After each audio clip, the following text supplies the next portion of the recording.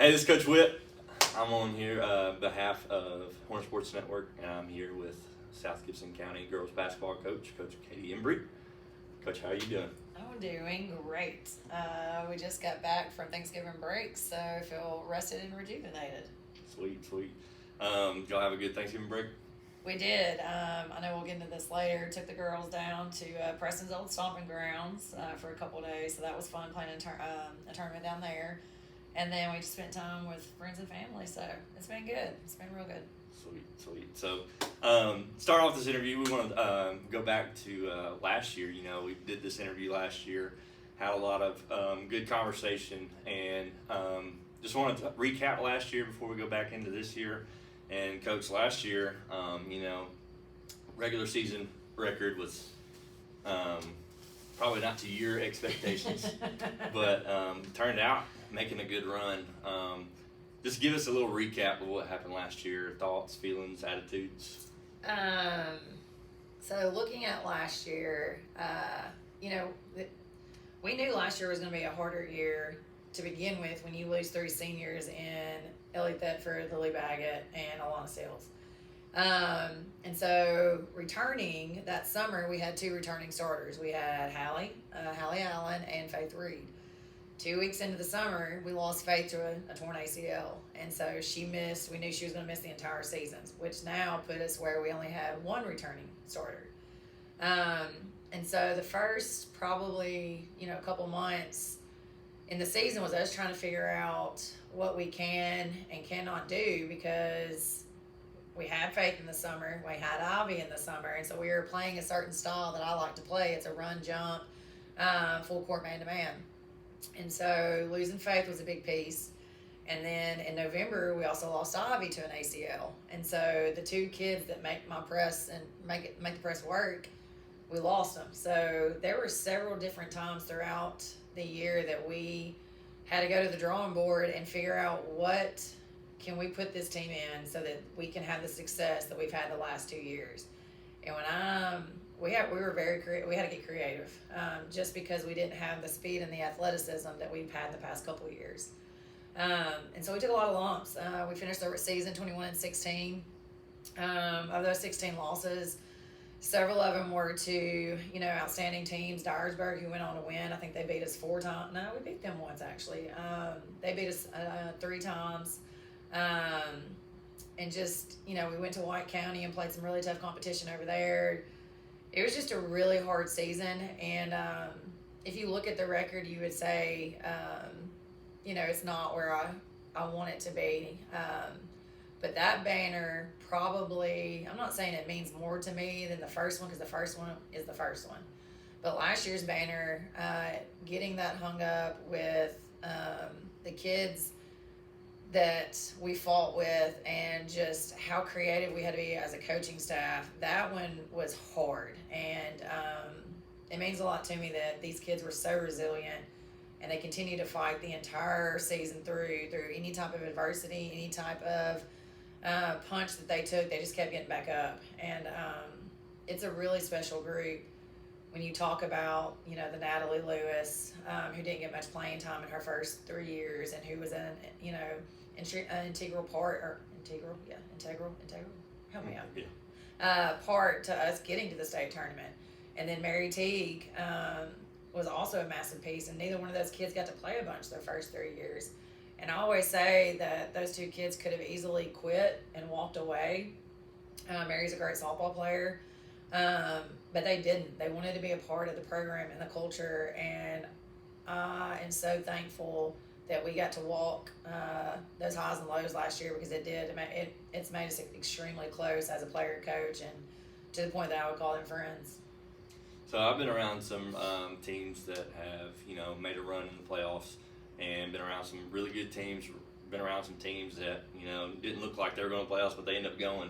I remember our first time baseball went to state, we thought the team before was better than that team, but this team went. And I know several times, just being around those teams, it feels like something clicks. And I feel like something clicked for y'all toward the end. Can you spot what clicked, and how do you know when a coach When does coach know, hey, this group has something special, it's clicking for them? I would say it probably clicked for them when we're in the district tournament and we're getting ready to play, and I didn't even tell my assistant coaches what my thoughts or plans were when we went into a film session.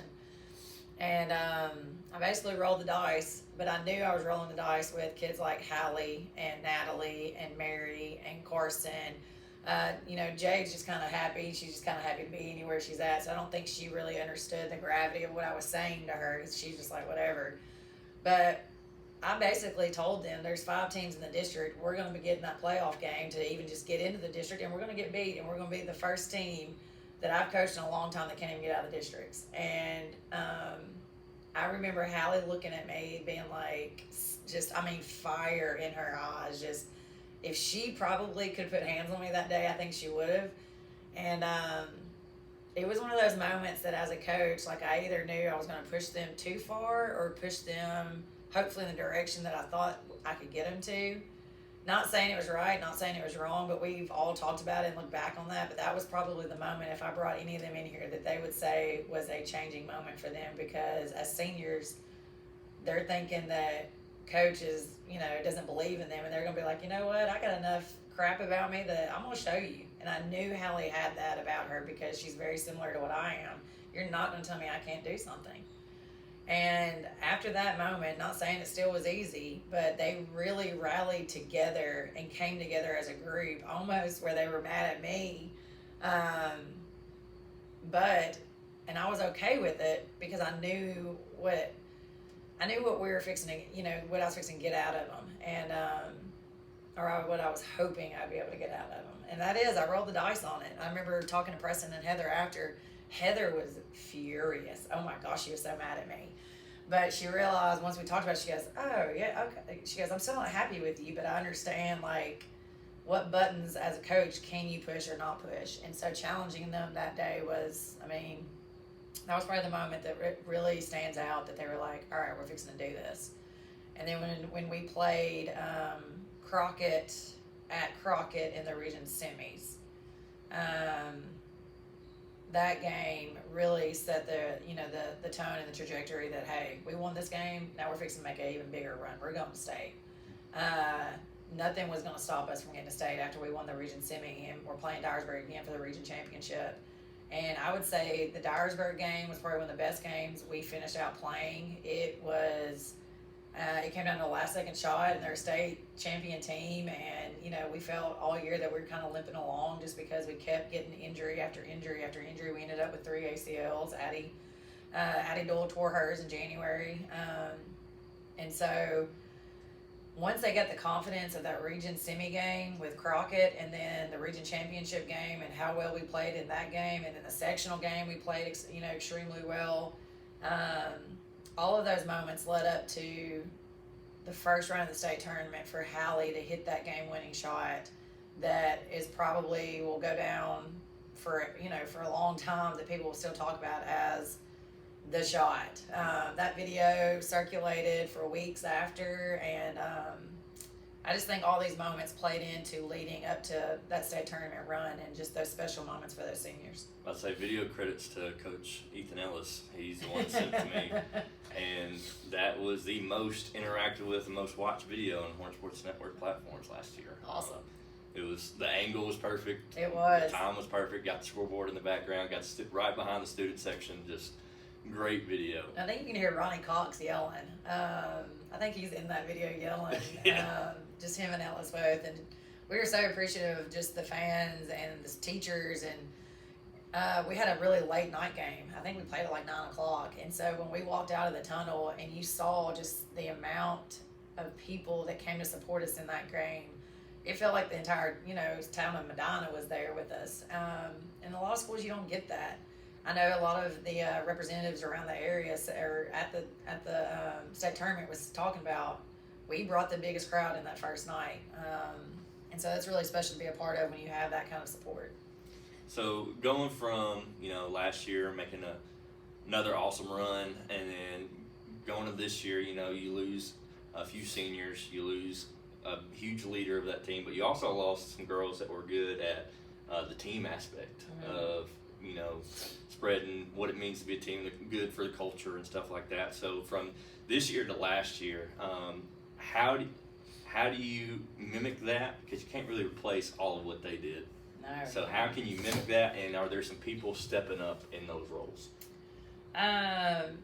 You know, Natalie and Mary and Hallie were kids that are culture changers.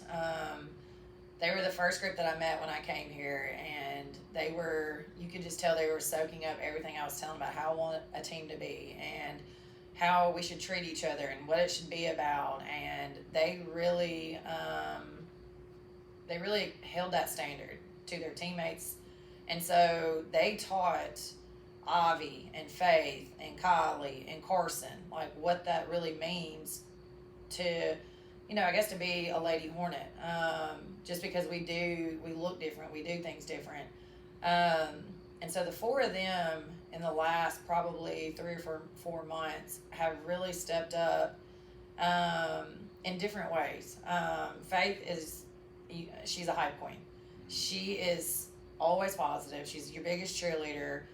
She's always, you know, when I'm talking, her eyes are on me and she is nodding like, yes, you're telling me, like, and so having her in that role, and then you add Avi, who is the most competitive person, where to the point where, you know, sometimes her teammates don't want to do drills with her because she is just so competitive about, I'm going to win, I'm going to beat you, I'm going to do this. But she's also been really, really trying really, really hard to leave a defensive legacy behind in teaching Trinity and teaching Addie Doyle how to play defense, the way that I've come to expect for us, for my players in those positions to be able to play. Carson has become a complete extension of me, where we, you know, she'll see a set that I see, or I see a mismatch, she sees it, just where she is really becoming a floor general and seeing and has the IQ to play that point guard position. And then Kylie Valentine is what we talk about, those culture kids. She, I think, benched like 200 pounds. She squatted 300 pounds. She is a kid that's in the weight room, and we partner her up with Jade so that Jade has to learn how to work in the weight room with somebody of Kylie's caliber. And so she's leaving a legacy behind with Jade of, hey, you got to work. Like, you have to work hard. It's not just all fun and games. Like, get in here and get your work done. And Kylie also is in charge of the bench. She makes sure the bench is clapping. She makes sure they're standing. She makes sure the waters are where they need to be. She is in full control of what's happening on the bench. And so those 4 kids have really stepped up in ways that I wasn't sure they could, because I was trying to figure out how I was going to, and you can't replace Hallie, but how are we going to be able to lead without her? And they have done a really, really good job, because they are the only 4 upperclassmen I have. Everybody else is an underclassman. We have 14 players, 4 upper class and 10 are underclass. And so, again, it's all about leaving that legacy on these kids and imprinting on them how we run things in this program. What's the culture we want? And the biggest one is that we talk about is you clap for your teammates the whole time until it's your turn. And when it's your turn, you're ready to go. But until then, you're a great teammate. And so that's something we really push and talk about and strive for. So something that, you know, I really get interested in. I'm a big person on, you know, coaches' philosophy, coaches, why do they do things and how do they do them? How do you get a new group, a new core to start taking on some of those jobs? Do you have to have conversations with them? Is it expected? Like, for example, when you first came in, how do we get girls to get in that role? Because that's what you want. You want a player-led team eventually. But 100%. I think when I first got here, I had to show them myself on what relationships meant. Like, I had to show them the importance of me wanting to spend time with them, not just in a basketball setting, but in their life. You know, going in and supporting them doing different things that they do, or, you know, having them at the house for dinner, or just creating that relationship where they know that the expectations I set is not out of like a fear, I guess. It's more out of, hey, she wants what's best for me. She really loves me. Like, she's committed to me. And I do think it's an ever-changing world with the kids we're teaching and coaching now, where they really want the relationship with somebody to believe in them. And so at first I had to set the tone of just relationships. And then it's constant accountability. So when you see something, you can't just look the other way. You have to hold it accountable. And so there are certain things, and, you know, some of my players are better at it than others. Sometimes I'm like, look, that's an inside thought. You can't say that outside. That stays in the head. And just talking to them about how to speak to each other. And what your tone sound like. That was a big thing for Hallie. It was just her tone. Like, how does your tone sound? It's a big thing for Avi. It's how does your tone sound? You know, holding them accountable for everything, just the music they listen to, how they, you know, walk the hallways, how they treat people. And I think a lot of times your teams mimic your coaching staff. And so I want them to know just, you know, the moments that we're teaching and trying to get them to understand are moments that they're going to have in life that's going to come back up for them as a mom. You know, most of them, they want to be moms. And so teaching them the discipline side of things, the accountability side, the communication side of sports really translates into your life. But with girls especially, creating events for them to go do, whether it's carving pumpkins or whether we go to, you know, Mississippi and feed cows, or whether we spend the night in Wayne County for 3 nights in a classroom where they have no cell phones because I take them. It's just putting them in situations where they have to spend time with each other. They have to get to know each other. And they've got to have some grace with each other, especially with so many young kids on the team, with so many new personalities, because we have 6 freshmen. Just understanding that there's got to be some grace there. And this group, they've really done a good job. I know I had some parents worried about their kids coming up to the high school. I was like, look, if y'all will just leave them alone, once they get into the group and once the older kids see them working hard, they'll buy into each other and they'll have just great relationships. And you can see that. You can just see that in the pictures and the videos that are posted. They just really, really love each other. It's a good group. So, talking about this year's team, so far undefeated. I know. Is that what, 5-0? 5-0. 5-0. What are some things that you have seen from this team so far, just play-wise? We've already talked about culture a little bit. What are some things you see play-wise? And one thing as a coach is, how do you continue to grow even though you're still winning? Well, if you were in our film session previously, you would have realized, hey, we still got a long ways to go. And so that kind of, watching film, if you go back and watch some film stuff, that is a great teacher. Stats, stats don't lie. So those two things both help us to see where we can continue to fine tune and get better. But with this team, starting 5-0, as young as we are, and playing, a team, Union City. Union City is expected to make some noise in single A. Playing them on a college court, that could have went one way or the other. But again, when you've got players, Faith and Carson and Jade, who are really taking on some of the responsibility and the load of what we graduated, those three girls right there, they can hoop. Carson, I think, is shooting a little bit over 50% from 3. Jade is really, if you watch Jade last year to this year, the growth that she has made, and some of that's for her commitment to travel ball this spring and summer. She really got to play more games and increased her IQ, and she's really understanding her, what she can bring. And then Faith, a lot of people forgot that, hey, because Faith was out all last year, and so you kind of forget what Faith is and what she can do. But her length, her ability to shoot, and just her leadership, and again, just the positive, role model that she is. The 3 of them have really done a great job in some of these harder games. We played Huntington the other night, and Ivy defensively, knocking down a couple shots for us. She finally looked like she was really moving like Ivy as a freshman and sophomore. When you're coming back from these ACLs, it's a physical, it's physically, challenging to come back, but it's also a mental, it's a mental challenge where you've got to trust that your knee it's fine. that you're going to feel a couple of things that may not feel quite normal. And so getting them to really trust their body, it takes a little time. And I think Ivy is on the back end of it now where she's really starting to trust herself again. And so with that being said, that's my four mains. And then we've got a freshman, Trinity. She's starting in the starting five, and Trinity is so physically gifted.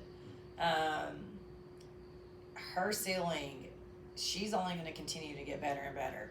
And a lot of that's going to be with games played, being in the system, and seeing and figuring out where she fits and what her role is. And I think that's something all freshmen are trying to understand and deal with. Ava Owens and Serenity Johnson, Trinity's twin sister, they both come off the bench and give huge minutes. And then you've got Anna Teague and Addie Doyle, who both come in and they bring defensive energy. And Anna is just so smart. Like, I could put Anna in any position and she would know exactly what to do because she just gets it. She watches. She is constantly paying attention to see where she needs to be. And so Anna, to me, is so steady. And so I love knowing that she can come in at any time and she's going to fill right in and, do things to help you win.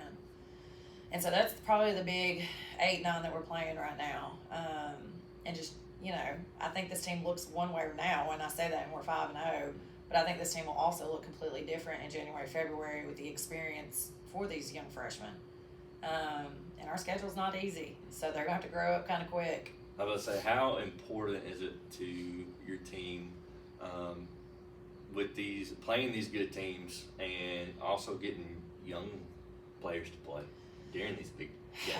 I have to remind myself to be patient and not want it all right now. And I think the players are the same way. So in the Huntington game, I think in the first half, I was flustered, they were flustered. And so I just had to remind myself, okay, we got to all take a deep breath. And so we came back out at halftime and, went on a 10-0 run and, just really picked up the pace and, just settled down. And a lot of it is me understanding, hey, they're going to make some mistakes. And then the other side to that, too, is not just the freshmen, but Ivy and Faith and Addie haven't played in a year. And so just knowing that there has to be some patience. There's got to be a little bit of grace with them from me to them and constantly showing at practice what I'm seeing in film, what they're watching in film, talking through so that we're really constantly fine-tuning what we need to do to be ready for that March to March. That's kind of our thing. That's what we always talk about. Just we want to be marching to March. So we just got done with Thanksgiving.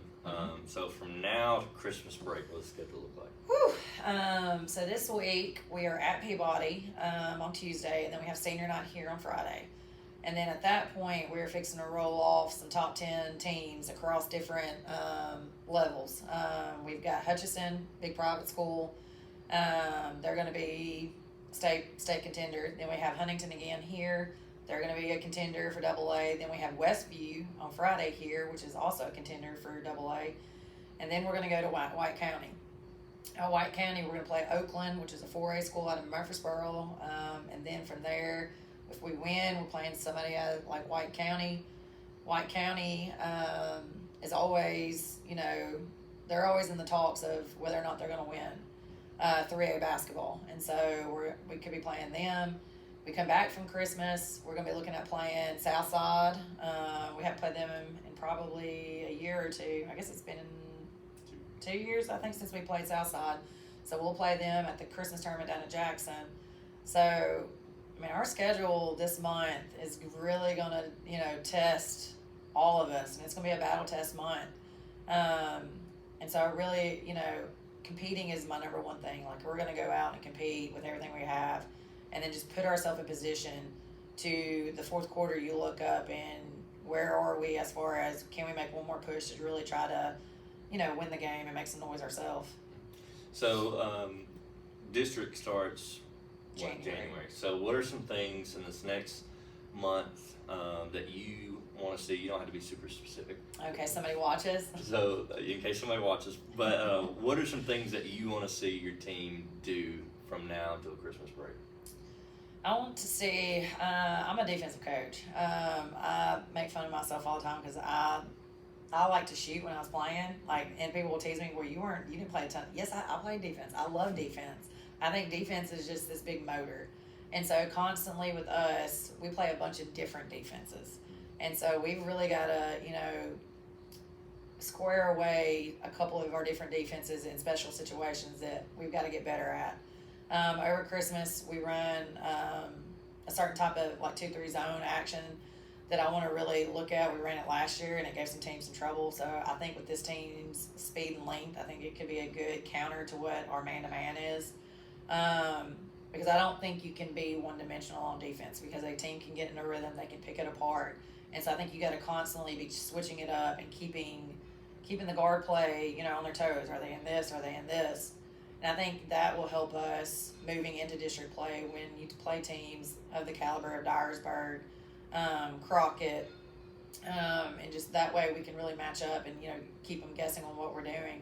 But also when you keep pushing into, the state tournament. So I really want to just make sure that our defenses are, making sure we're adjusting what we need to do there. And then offensively, we've got a few man sets, but probably incorporating some more man stuff as far as making sure I'm getting the shots for the right people that I want. Because I do like them to be able to play in freelance, but also I got to make sure Carson's shooting, 7 or 8 times a game at least. And so for us, just seeing offensively what works, because scoring's hard.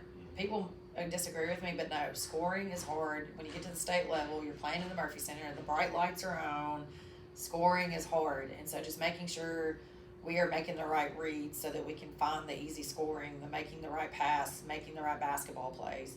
And I think that's where we're watching film and going backwards and saying, hey, this is a shot we took, but hey, do you see where this is open? And so just talking through and applying what we're seeing.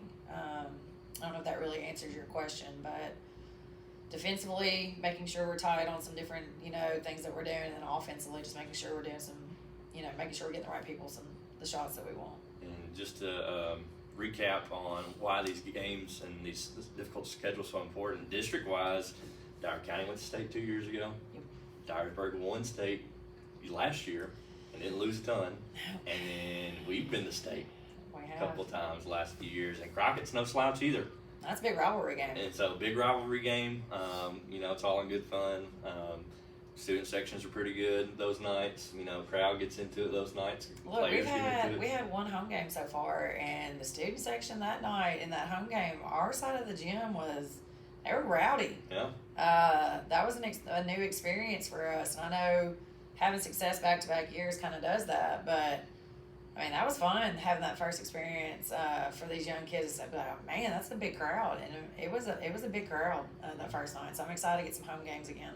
So, talked about district, talked about district tournament, or playing the same teams in district tournament. What's different between playing somebody in the regular season in the home and home, and then that little bit of added pressure in district tournament?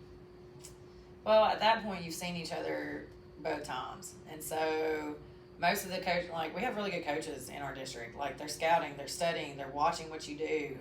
They're taking away what you do best. And so it's a constant chess game where you got to counter that. And so making sure that, you're making the counter moves to their moves. And sometimes, I'm hoping, especially with this group, I want it to be one of those things where we do what we do. You've got to figure it out. And I think our defensive pressure is one of those things where you can't mimic that, what we bring. You can't mimic that in your practices. And so, really making sure we're utilizing our strengths, our athleticism, I think is going to be huge for us moving forward. We have depth this year where we're playing 8, 9 kids. There towards the end of the season last year, I was playing 5. And so we have the depth to really extend and, give some breaks to some people. But playing somebody 3, 4, 5 times, you start getting to know each other, and it's all about, at the end of the day, who can get stops and who can make shots. My last year at Summertown, we beat Loretta 4 times in the regular season. It's hard to do. And then they beat us the 5th time in the state championship. And that's probably what us and Dyersburg in some ways. We're going to see each other at least 3 times, maybe 4, and if we're all lucky, maybe 5. And so at the end of the day, it's what do you do, and can you do it better than what they're doing? So I don't know. It's what makes coaching fun, just the little chess moves. I like it. Yeah, it's the fun part. Getting close to the end.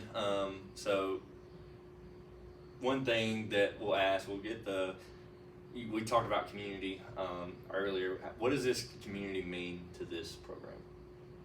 I know the first year we went to state, we needed some financial help and some other things. And when I say the community just outpoured resources, whether it was financial or sending us snacks, foods, they massively came through. But you can also see the community support where, like Junior Hornets, we usually sit about 150. Like that's usually what our participants are. We're well over 200 already. And so I think just the success of the program, the community buying into it, you see kids wanting to be a part of it, being involved in our Junior Hornets. Also with us selling signs. All the sign money when we sell goes straight into the boys and girls basketball programs and helps us finance our entire season. It helps us finance going to state. So just the support financially has been amazing. Seeing people in the stands, like I spoke upon earlier, Heather was saying she can remember a time, several years back where there wasn't many people in the stands and when the girls' game tipped off. And now, it was packed out. I think the biggest thing is I took a trip with Coach Cates and his family, and Lauren and we went, and Middleton didn't have a ton of bleachers, but every single seat was filled up with signs. You had people of all ages, you had adults, you had kids in high school, you had little girls with signs. It's huge. Well, and I think another thing too, it's easier in my sport than probably others, and I have a young daughter, but I've been coaching these little girls that Keegan started at second, and she's in fifth now, so her group moved past me. And now I've got a new group of third and fourth graders. There's 14 little girls on that team, and they love their Lady Hornets. They follow them everywhere we go. The parents are super supportive. But having that investment in that age group, and I'm at a point in my career where I can do that. Like, my kids are older, I can invest back. But I also know that is making them want to be Lady Hornets. And so their parents are invested. They want them to be successful because they see the success that we're already having in the program. And so now they're moving forward with it. And it's just, when you've got kids all the way down from third all the way up in the program and being coached by either me or my husband, because basically we coach, third through 12. Rachel Cinciala does a great job with fifth and sixth. But Preston and I really just jumped in and said, hey, this is where we want to be. This is where we want to call home. We want to raise our kids here. And so just investing into it, but also being welcomed into it where people are like, we appreciate everything y'all do. And so this has been a great move for my family. So going forward, how important is it to try to get home court advantage going to playoffs, knowing with all this community here? And do you think it would be, how big of a struggle would it be for opposing teams to have a packed out house in a rowdy environment? My goal in the next year or two is I want to host the sectional game. Like, that is on my to-do list. I would love to host the sectional game. Just because this year playoffs, we're hosting, Dyer County's hosting the district and the region. So I would get to, depending on our seating, if we're one or two coming out of district, we would be able to host the first round of the region here, which would be amazing. But then after that, just being able to host that sectional game before you go to state. And the last 2 years we went to Creekwood and won and drove back and cut nets. And then last year we drove to Millington and then drove back and cut nets. And still the community came and supported them too. I just think it'd be, I've done it. I've only done it once where we did it in our home gym. And just having your entire community watch, I think that would be really, really neat experience for this program and the girls. All right. And Coach, fun question, last question. Oh, fun question. What is, actually it's kind of a two-part question. What's your favorite thing to look forward to in this Christmas season? And then second one is, what's your favorite Christmas movie? Okay. My favorite thing at Christmas is when we go to White County. It's awesome. Like, we have so many memories and fun things that we do over there. We hike If they make me mad, I make them walk to the fish mailbox. There's just so many fun things. The games we play, the Christmas we do, that to me is so much fun. And then another fun thing is I love when we get to go down to Preston's parents, and because I'm not Coach Embrey down there, I'm just Aunt Kat. And I get to sleep and I get to eat and I don't do anything for about 2 days. And so I love doing that because, Preston's family's great. They just have such big hearts and they are constantly supporting, and they're just wonderful people. So I love those two things. And then my favorite movie, God, narrow that down. If I had to pick one to go and immediately start watching, I'm probably gonna pick. Well, how about, hey, for you, is Die Hard a Christmas movie or not? I think just because it's set in Christmas setting doesn't make it. That's what I'm asking. Is Die Hard a Christmas movie? I'm gonna say no. You're saying no? Okay. I think if I'm gonna watch a movie, I'm probably gonna watch. I love Home Alone. I really do. I love Home Alone. I love. This is kind of cheesy, but I do love the Polar Express because I think it's just so tender. I don't know. There's a bunch. I love the Nutcracker.